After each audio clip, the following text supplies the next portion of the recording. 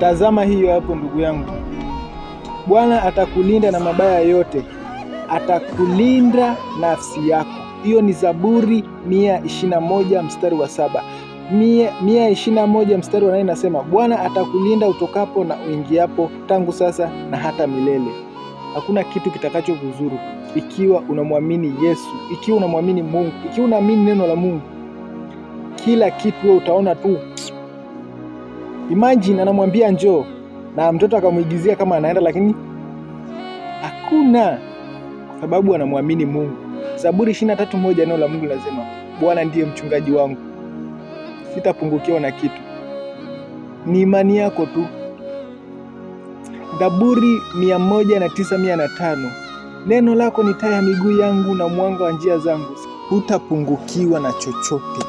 Sitapungukiwa na chochote. Bwana atakuangazia nuru katika njia zako. Atakulinda nafsi yako. Wewe muamini Yesu Kristo. Everything is good, everything gonna be okay.